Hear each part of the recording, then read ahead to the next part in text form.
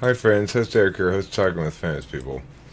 And I want to go over this objectivity, subjectivity thing again. I've gotten these comments and I want to respond a little bit to them, but I've also made a document that I think is quite good and quite comprehensive about the subject that I want to go over. So let's begin with the comments a bit, and then I'll go over the document. Alright. Fate Wind. IDK. How about this rationale? TI is objective on the smaller individual level, but objectivity reduces when trying to deal with the bigger scale of thing or group. Vice versa with TE. Same with FE and FI. We're wrong. Completely wrong. I mean, it couldn't be any wronger. And I'm not just making this claim willy-nilly. What I'm saying is, first of all, that comment ignores the fact that it's defining things, right? It's like Fate Wind is here going, okay, well, let's define it differently than you define it. But it doesn't warrant it at all. It doesn't say, here's why we should define it differently. It doesn't deal with the implicit contradictions it creates. It doesn't understand what objectivity and subjectivity are at all, or limit their meanings in a meaningful way. And I'll explain what I'm talking about here as I go through it. So I don't mean to be busting Fate Wind's chops. I get all kinds of crazy fucking comments on this subject. People hate it. It's one of the most emotionally evocative things I do. Second, perhaps, only to talking about evolution. People absolutely hate the fact that TE is subjective for some reason. I'm going to go over exactly why in this, and hopefully it'll clarify things adequately. But look at this. Look at this video. It's got 16 thumbs up and 14 thumbs down. Even though it's a great video, frankly, and it goes over the thing quite well, but there's a lot to say about it. This is why I made this other document here, and hopefully you'll feel more convinced after I go over it in a minute. It's impossible to consider one subjective and the other objective, at least fully, if all functions work on an axis. No, that's absolutely not true again. Not true. FETI and FITE, both functions on the axis of the same ecosystem. NESI operate in coordination, but not concurrently, similar for NISC, although that's a little bit different. But pay attention to the definitions provided of objective and subjective as well. In one meaning of objective, the disinterested or interested comprises the bright line status we refer to as calculus. The functions then represent a habitual approach to making such calculations. We cannot calculate in both an interested and a disinterested fashion habitually, because to do so would much of the time be to render judgments that conflict with each other, and doing both doesn't resolve anything if they conflict. So, when you're commenting on this, start with my definitions. If you don't like them, provide counter definitions and warrant why they're better than my definitions. I will expand on my definitions briefly. I mean, shortly, I should say.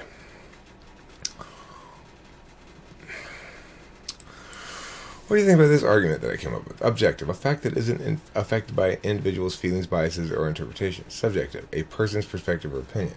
Okay, well, the first problem with these definitions is the second definition, subjective, subsumes the first. That is to say, all objective things then are also subjective, because whether or not a fact is affected by an individual's feelings, biases, or interpretations, it's nevertheless going to be a perspective or opinion of them. Some opinions are factual, more factually well supported than others. The distinction being made between fact and opinion is a ridiculous one. In reality, claims of various sorts have argumentational slope, rhetorical slope. And it's also the case that certain kinds of claims are unarguable because they rely entirely on subjective data. And I'll get into that in this document.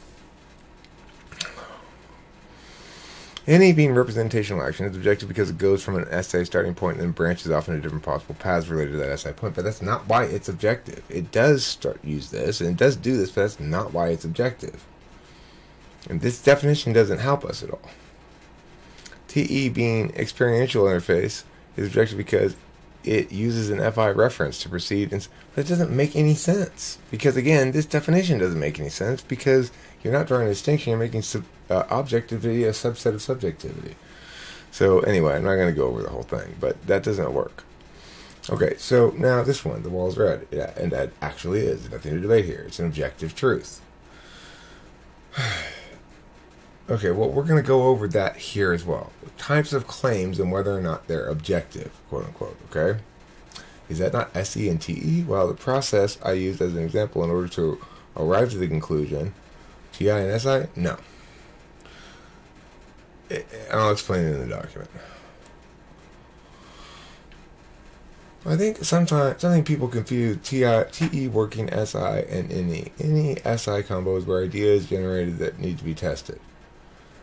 ISTP more likely to act on hunch because they get the knowing from NI and do not like to take measurements. TE is about effectiveness and execution. A TE user will act in a way that fake if it means being effective, carry out a goal. FI act as check on TE fakeness to keep the person true to themselves. You make a good point at the end. Okay, well that's kind of, I don't know how to respond to that. If you aim to propose course, you will render by FI and interface with TE. If you aim to evaluate course, you will render by TI and interface with FE. Yeah, but let me go over this document now. Okay, so it's called objective and subjective sometimes modify. Let's use these words as words. Let's explore what they do as words. First of all, they're adjectives, right? They're modifying things. So if we want to meaningfully define the words, let's actually survey how they're used first and foremost. It can be used by me to describe ecosystems, calculations. By people in general, it can be used to describe calculate. By me, it's for ecosystems and functions. Those might not generally be used for those purposes, but for the rest of them, it's for people in general. Okay, so they might be used to modify ecosystems, calculations, questions, people, claims. Two different kinds, data sets, functions. Let's go over each of these now.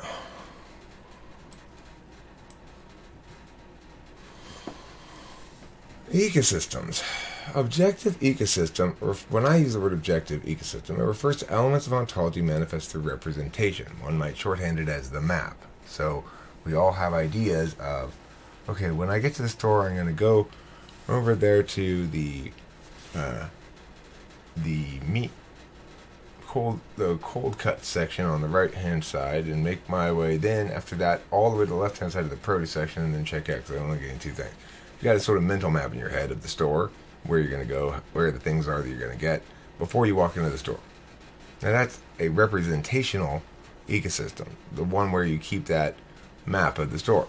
Now that's literally a map, but by and large, I mean, you could think of the representational ecosystem as being the map of your life, you know. Regardless, it's not the real store in your head, it's just a representation of it. So that's what makes it the map, but it's also what makes it objective, because unlike reality, it's just a representation of things. It's an object on a field and nothing more. It's not real in a corporeal sense. Subjective ecosystem refers to the elements of ontology manifest through experience. One might shorthand it as the territory. 2. Calculations. Objective calculations are disinterested. Subjective and objective people, which I'll get down to later, both make objective calculations. Everybody does. Disinterest in calculation may emerge from attentional habit, as it did with me in my tool function, or from actual disinterest.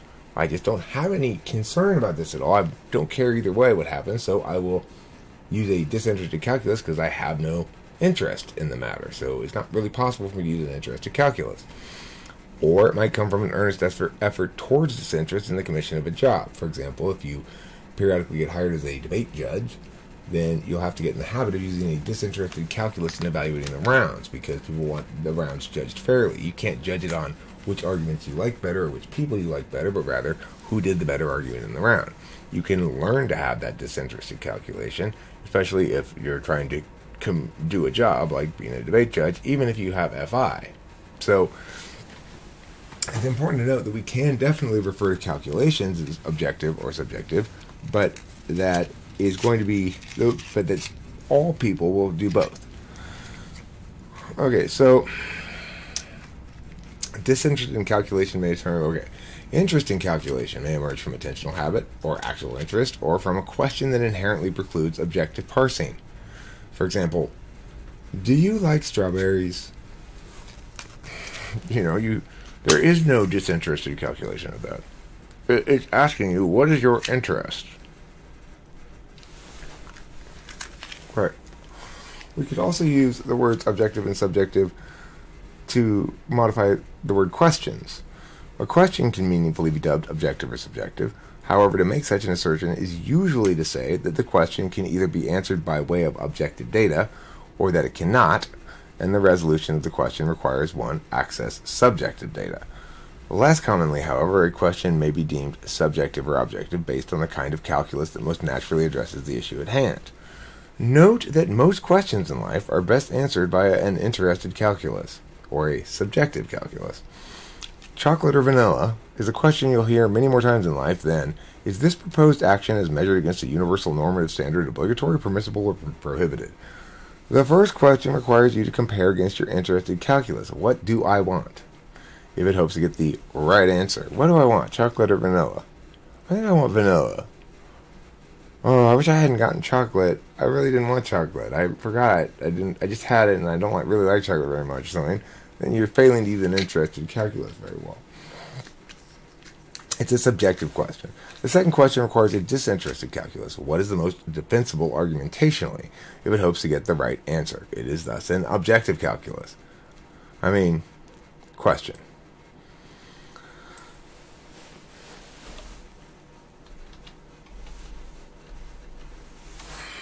Okay.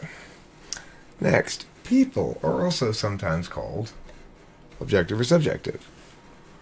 This is just a shorthand way of saying this person is habituated to a disinterested calculus or interested calculus, or this person displays or doesn't the symbols of competency, is an expert, or this person says sciencey stuff and I think he's smart, or he doesn't say sciencey stuff and I think he's dumb. That's what people mean when they say people are objective or subjective. People can't actually be objective or subjective because it's one of these three things. What do people mean when they say that?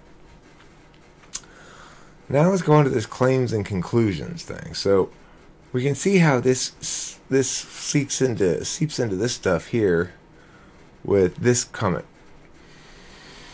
The wall is red. It's an objective truth. He's saying that claim, or in this case he's saying that conclusion, because the wall is red and it actually is. Okay? So it's a conclusion, presumably. It's warranted. The warrant is we can presumably use our senses, our sight, and our ability to look at walls, and our consensus about the names of colors to determine that that's an objective claim or conclusion. So let's talk about this. Generally, people will sometimes talk of claims as being more or less objective than other claims, presumably, right? So he's saying that statement is objectively true because the wall's red, whereas other ones are less true. So, okay. This comprises a misuse of the words. Generally, people will attribute the status objective to statements that have already been argued and presumably substantiated. Now, that's what he's talking about there when he says, and it actually is, okay? That's an example of a conclusion, not just an unsubstantiated claim, because he's substantiating it by saying the physical evidence supports the descriptive claim of a physical state, right? Such a claim is here named a conclusion to differentiate it from claims for which the derivation is unknown, unclear, or missing. To call a conclusion objective is really simply to say that the conclusion was derived via warranted parsing done via a disinterested calculus.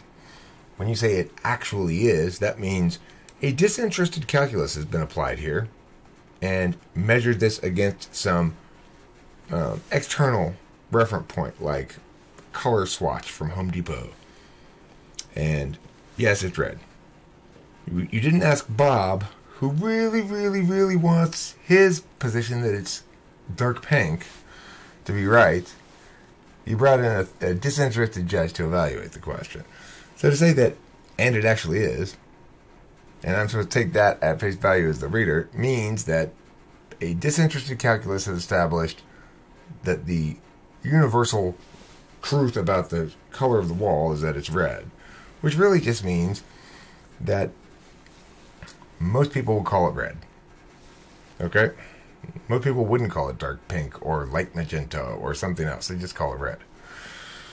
So fine. But note that if in fact the conclusion was derived by a warranted parsing and done by a disinterested calculus, well, then, yeah, it's objective. So if in fact it actually is, that is to say, somebody looked at the wall and did warranted parsing, thinking about it, and was disinterested in their calculation, and confirms that indeed, yep, it's red, the third-party judges evaluated, yep, it's red for sure, well, then, yeah, it's objective, but it's not objective because it's actually red, okay? That doesn't make it an objective truth.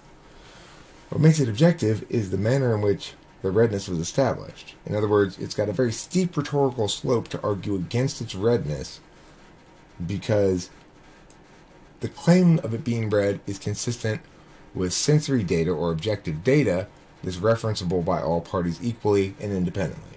Okay? So you're not really talking about the claim that's true. You're saying what I just said instead, but it's a matter of first coming to understand the nature of all of these different things. Hopefully this is helpful understanding.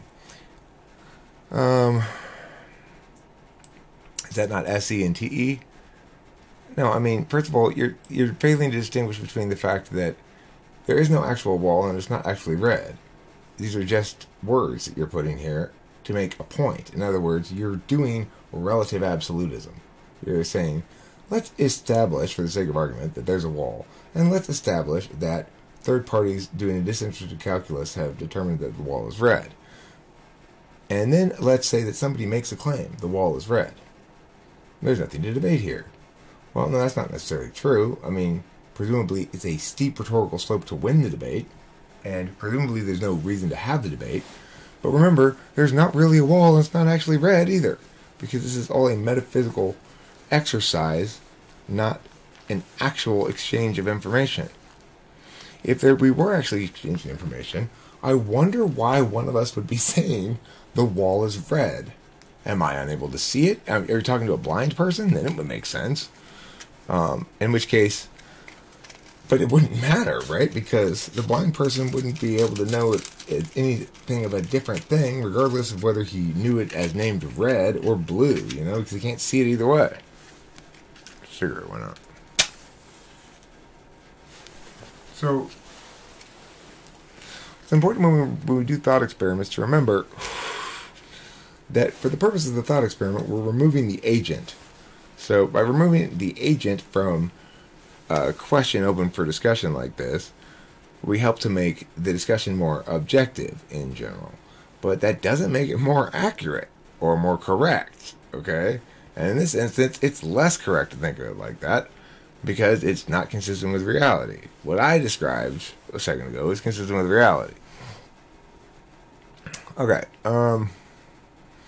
when people call totally unsubstantiated claims objective, which is not what Dolph Dervish did here, what they really mean is correct, and it's simply wrong, and it's a misunderstanding of the word. Objective affords that which it modifies two statuses. It says, bias here is not determinate. And it says, data sets can be independently evaluated. So, that's what it's saying here with the wall is red, and it actually is. The actually is part says, bias is not determinate here. Whoever's judging this and affording us the status of true to the statement of wall is red, that person is not so biased that we can't trust them. The person is there implied by this, because remember, we can't know that it's actually red without there being some observation and communication of its redness to somebody else, right? Okay. And so the problem with these two statuses that objectivity does afford a thing is that bias only negatively correlates with correctness when the question is objective. So on objective questions, it's true that using objective approaches to resolving those questions is going to positively correlate with correctness. However, it's going to negatively correlate with correctness when the question is subjective. And even where bias does negatively correlate with correctness, instances where the question is subjective, bias is never determinate argumentationally either way. Oh no, right. Bias only negatively correlates with the question. Right. Okay, so that is objective actually. Bias is never determinate. So you can't say something is false because the person's biased. You can't say that something is true because the person's unbiased. You can't say that a given argument is right because it's being presented by an unbiased person. To do so is commit a fallacy. At best, it's a decent heuristic to replace actual calculation. Pointing out bias as an answer to anything is always non-responsive and fallacious, even when, in truth, bias is driving a given party's argumentation. It's still not responsive to the argument, because the reason for this is it's quite possible if you're completely right about something that's in dispute, and you are highly biased towards your position because you know you're right and you want to convince everybody, you might be the most biased person in the room and the only one anybody should listen to. Bias does not indicate that you are not correct. I can attain bias towards a given policy prescription, for example, long after I've done countless hours of deliberation about it. I can remain in a state of ambivalence or undecidedness for long periods of time until the deliberation's all been done, and then resolve towards a given advocacy or position and become an advocate, which is to say to attach emotionally to it in some extent. That still won't prevent me from doing objective calculi, because to be attached to something emotionally means to disallow it from coming into contact with dirty, filthy, toxic wrongness. Okay. So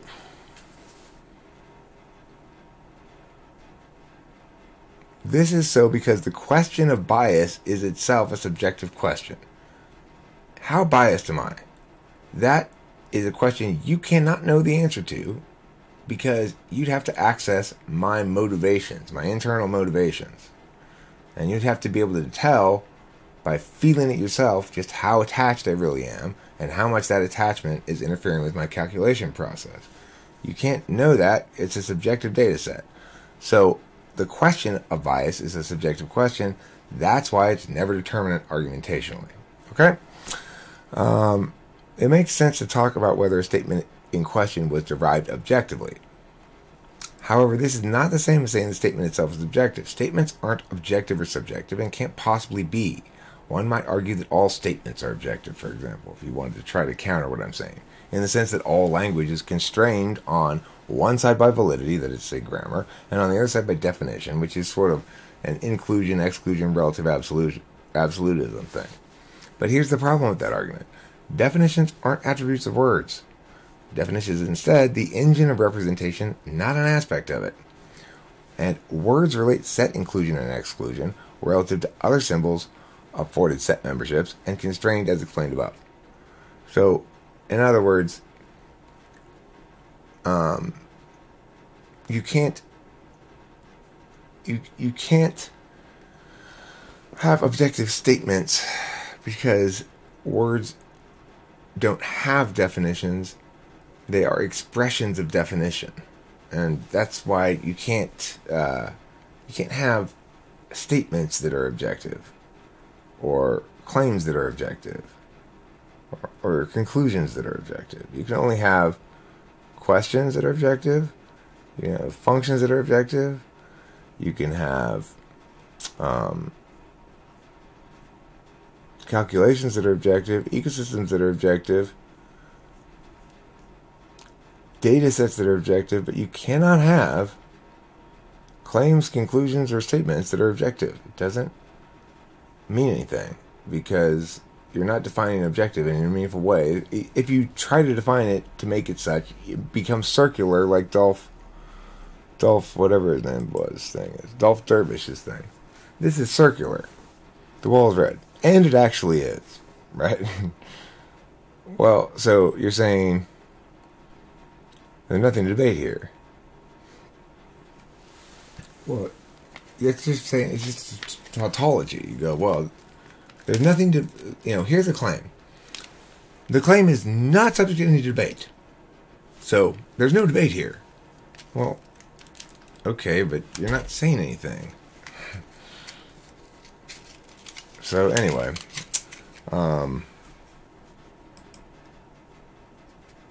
What am I looking at next? Oh, right, data sets. No, wait. Yeah, data sets. Here we go. Data is sometimes called objective or subjective. This is properly understood to mean, number one, if all parties can access it equally and evaluate it independently, then the data is objective. And number two, if only one party can access the data and make an informed evaluation of it, the data is subjective. And it is improperly understood to mean, number one, the data was derived through science, peer review, double-blind, yada yada, or is empirical in some way. Number two, the data is presented in statistics.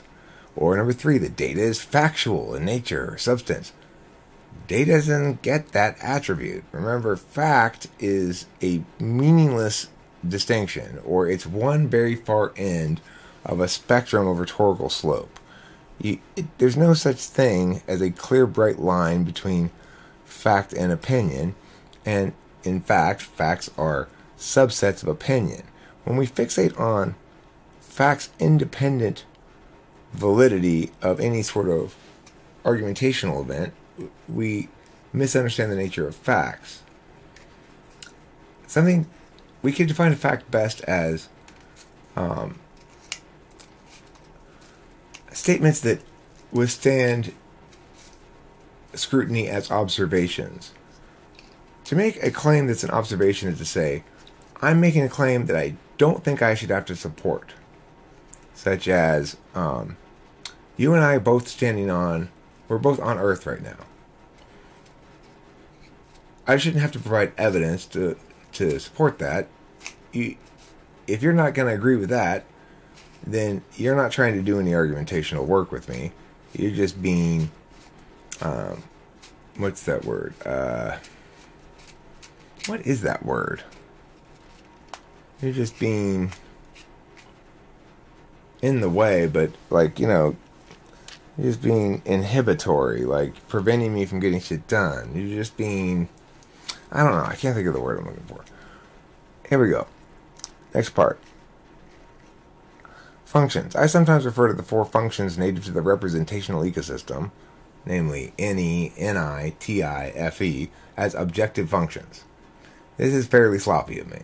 In this usage, I'm referring to the nature of the data gotten, processed, and put out by said function. Really, specifically, the framework data, which is really the internal data, not the external data, okay? In this usage, I'm referring to the nature of the framework data gotten, processed, and put out by said function. In this usage, no calculation occurs, so the distinction is only meaningful regarding the data. In other words, if I'm saying these four functions are objective functions, what I really mean is when a person attends in one of these four ways, they attend in a way that is native and most comfortable to the representational ecosystem. So I'm not making a calculation there. I'm not saying the person's using TI to calculate MIA, so I can't be referring to any kind of calculation. I'm just saying, in general, TI has the attribute of being a representational function. Now, be verbs always lead us astray because, of course, TI is not anything. The word TI represents a manner of being in which one retreats from the time flow of real time,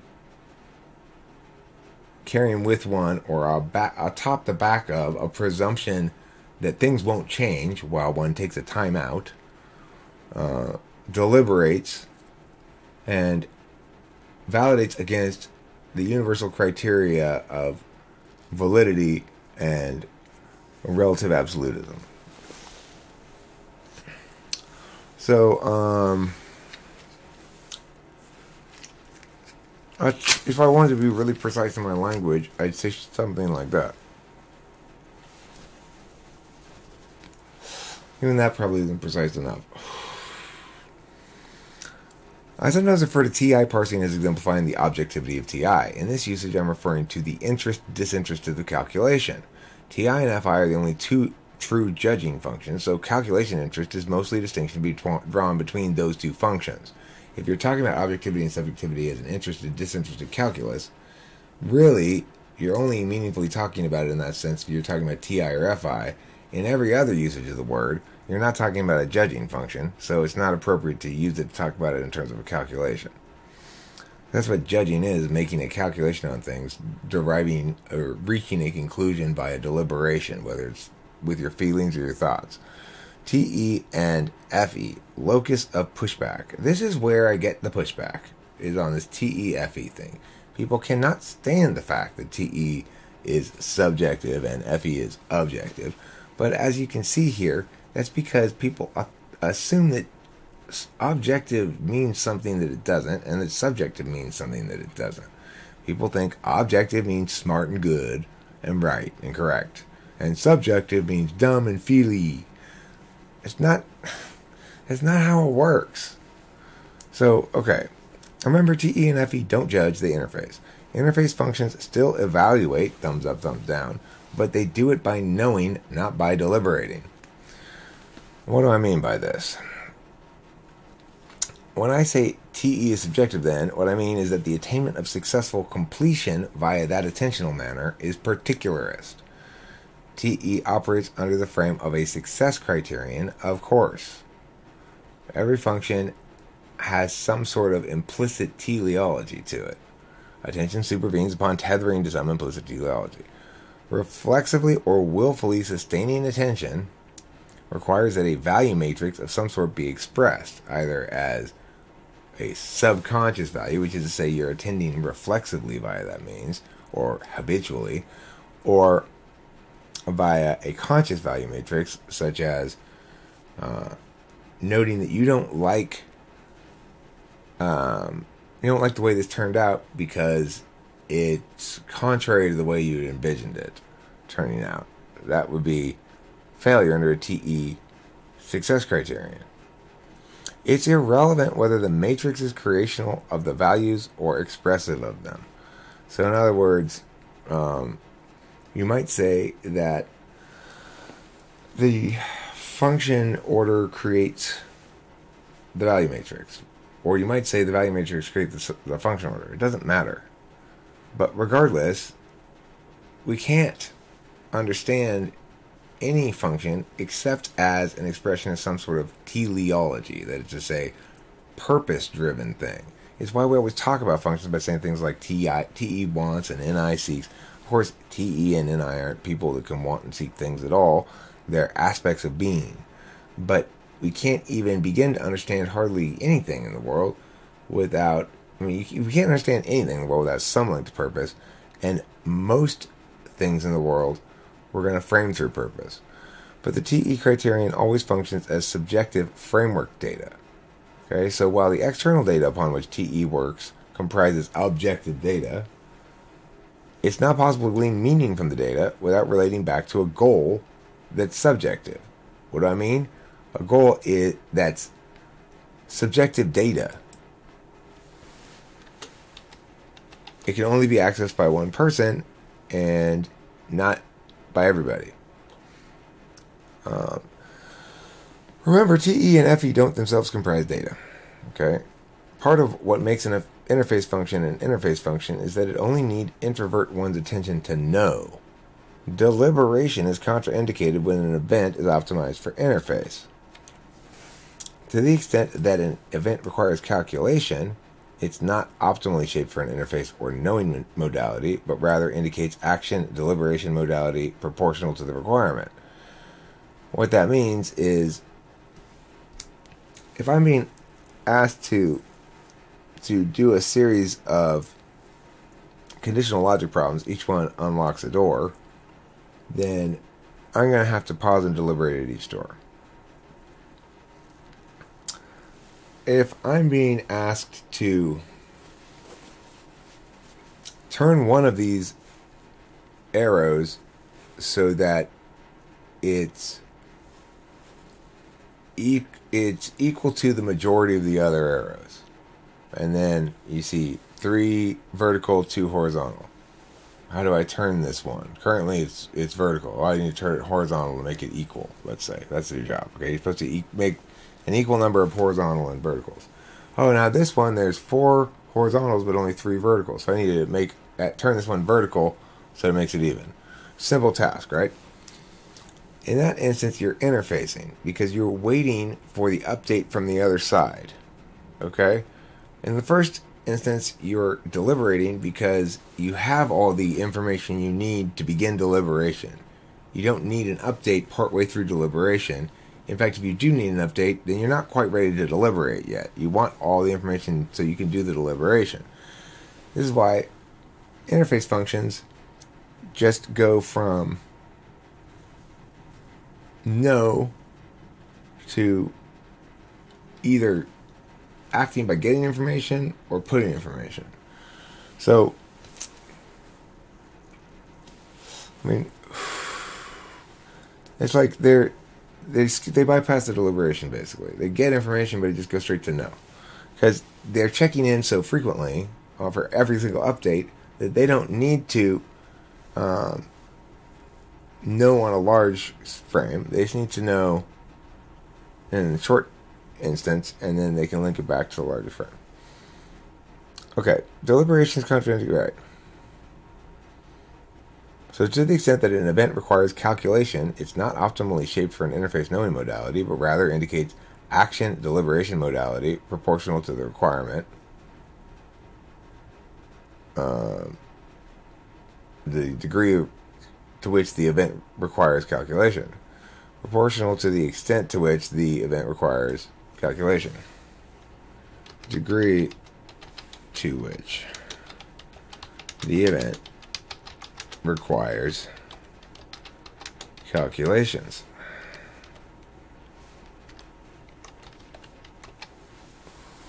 All right. Next, when I say FE is objective, what I mean is that the FE criterion is universalist. Because FE deals in approximations of subjective datasets, it assumes its criterion is universal. I didn't assume. Its criterion is universal. Everyone wants to be liked and respected. Like TE, same as TE, the external data is objective. FE doesn't reference the subjective data of another person's feelings to represent those feelings as objects. Rather, FE references the objective indications of those subjective datasets. Words, tone, body language, facial expressions, and so forth. Unlike TE, however, the criterion for FE is also objective. I needn't access any subjective data, the framework, any subjective framework data, because these criteria are somewhat different than normal data sets because they're framework data. They dictate how we understand rafts of data underneath them. I needn't access any subjective framework data to determine whether the objective data is consistent with the universal values, because by virtue of their universality, they aren't peculiar to myself. Alright, now this really should convince everybody of what I'm saying. Because what you see here is not that I'm right and you're wrong about whether or not these things are objective, but rather that I'm right about understanding how the words objective and subjective are actually used, what the possible scope of definitional constraints for each might be, and what the consequences are of defining them wrong. So when I offer the definitions I do, it's supported by the fact that what I just did. I went through and articulated really all the different relevant ways in which objective and subjective are used, and what possible meanings can we glean from those things. In the previous video, I established how we define objects and subjects and talked about agency a bit and varying planes of perspective, so to speak. But in this one, I think I did a better job of being practical and parsing out possible ways in which one might use the word, and how some of those ways just can't stand, either because the rhetorical slope is too steep in that it contradicts consensus reality too much. So, for example, what that lady said there, when she's like, Fate Wind, I don't know if it's a lady actually. Fate Wind said, well, maybe TI starts off objective really narrow in scope, and then as it gets wider and becomes less objective. No, because what's your definition of objective then? You know, that's a meaningless thing. If objectivity changes proportionally to the scope of that about which one is being objective, then there's no... Then unless you can explain the mechanics of that math, there's no identity to either objectivity or subjectivity as a concept that makes them distinct from the other. Because, of course, you're trying to say, well, let's make particularism and universalism a spectrum instead of a binary. But universalism is a binary. It's universal, it means it applies to everything and everyone, or it's not. And so it's not like you could be sort of universal. It's like pregnant, right? Okay, so that's it for this video, and if you're still not convinced by this objectivity-subjectivity thing, then if you're going to offer counter arguments or definitions, first, define it well and clearly. Be careful with your definitions. Make sure, for example, one definition doesn't subsume the other definition. Make sure it's drawing a real distinction that we can use rhetorically to do things with. Otherwise, you're not really doing any rhetorical work if things aren't excluding other potentialities definitionally in ways that are established and set up to allow intellectual progress to happen. So anyway, sorry if this video sounded scoldy. I know it did sound scoldy. I get frustrated by so much pushback on this objectivity and subjectivity. If and only if and when I find the pushback non-responsive to what I'm saying or not productive of further abstract work or something. So, I look, first of all, I get this phenomenon. For many of my viewing audience, what they really want to do is tell me why I'm wrong. Because they're NETI somewhere up there, or because maybe you FETI in some way. They want to establish dominance, or they just want to use their TI to parse out the wrongness of shit, or they like the challenge of trying to parse out the wrongness of this, or they just don't like the idea that somebody's got something bulletproof, or relatively, so they want to shoot at it. Or, I think a very common one is probably the sentiment, somebody needs to take this fucking guy down a notch. He is so full of himself, so cocky, so confident of his ideas, and here he goes positioning himself as the one true correct person, and there's Jung and all these other people with all these letters after their name and important people and famous people, and he just says they're wrong and he's right. Blah, blah, blah. I mean, I can get that, but I get you.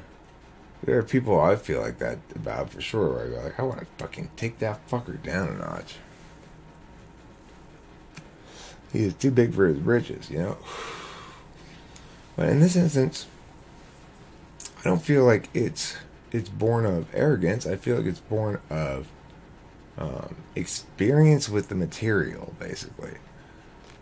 I've had so many arguments about this, and I've argued the points and parsed my positions down to such precise positions, and so defensible positions, that I feel extremely confident about what I'm saying, that I can defend it. And when I read comments by people who are... Well, I mean, there's a certain... And this is not the sort of thing that normally bothers me at all. And it doesn't really bother me here. I think it's worth mentioning anyway. there's a certain thing that happens where I go, like, this person who's commenting this comment must think that either I'm super weak or that I haven't spent much time with this, because they're throwing out off the cuff criticisms that they think are gonna, I guess, be effective or something, but they haven't stopped to think, like, okay, well, this guy's probably put so much time into this, and he's a pretty smart guy. I wonder if he's faced this question before, or if maybe I should ask him questions about this rather than make claims about his wrongness or assert counterclaims or something like that. Because some of the stuff people comment, not necessarily on this video, but certainly plenty of times, the comment is built on such a foundation of wrong assumptions that it makes it almost impossible to address it without going into a bunch of detail about the underlying assumptions being wrong. So anyway, this last couple of minutes of this video is just pure trash as I waste your time complaining. Thanks for watching. Don't forget to eat plenty of cheese.